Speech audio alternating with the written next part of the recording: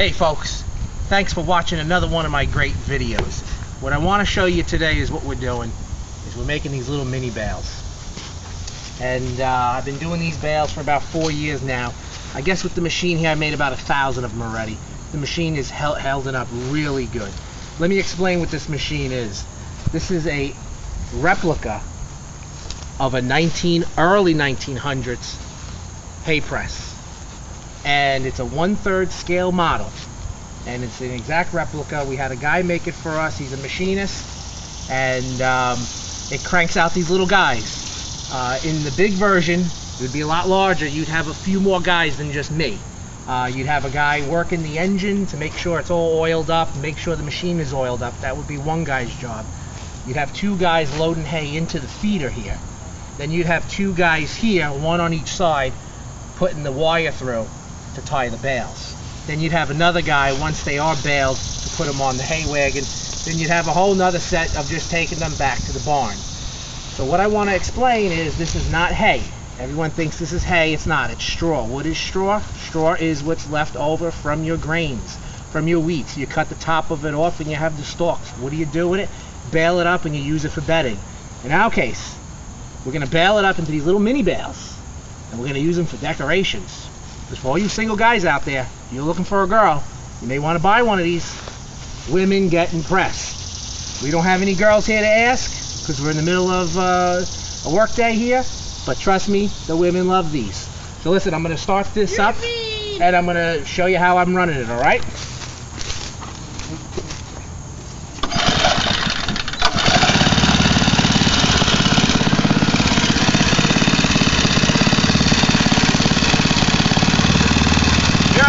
Start feeding it some straw. I already got 1 bale that's already tied up, but I got to keep that in there, keep pressure in the chute.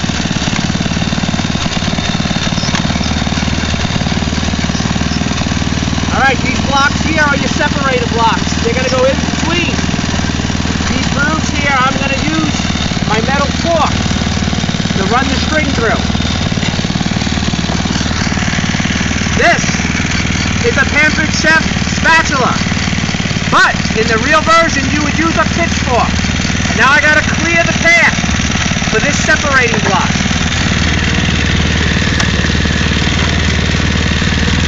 Okay, we got a nice clear path there. Here we go.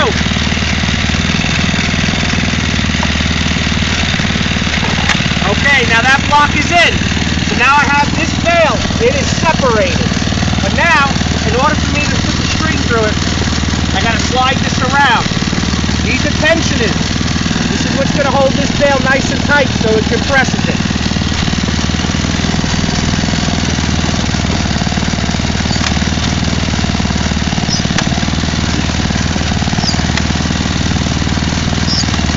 Here comes that wooden block. You can kind of see it.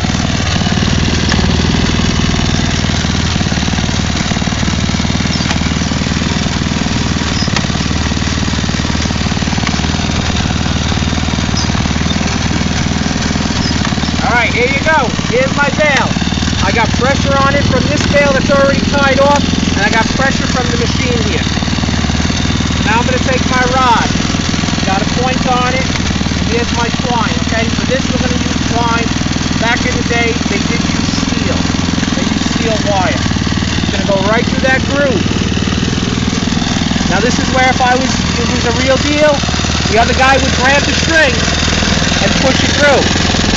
He would also have coiling wire here, so as he's pushing his through, the other guy would be pushing his through, we meet up and we keep feeding it through. It's an operation, you gotta get this done.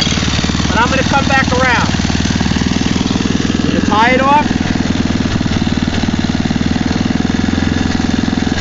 Now here, you can't use gloves because it's just too fine, so I just put tape on really where my fingers are.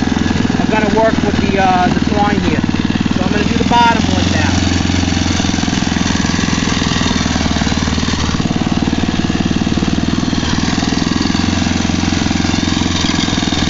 Okay.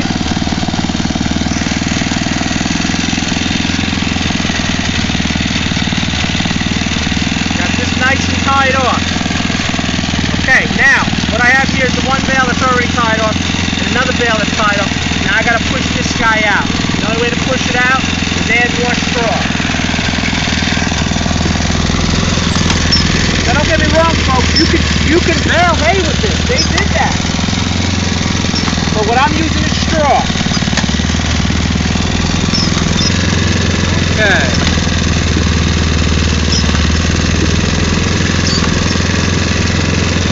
Alright, now this is where the guy's going to grab the bale out.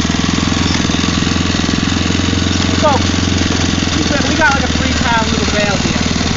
Those big bales are about 100 pounds each. I mean, they really squash it in. And there you go. This would be your wagon. They would take it back to the field. And you start the whole process again. Keep this bale. This is what's going to keep that one nice and tight. There's no safeties on this. This is when men were men. Now we got to have safeties on everything. Shame on us. So listen, let me shut this down. And there you go. This was made by a man who was 77 at the time, and that's why he put the Z77. His name was Zimmerman, and he was 77 years old when he made it. Here's my mini hay press, guys, just so you know. God bless America and all the men that are willing to die for this country and their children's freedom. Thank you.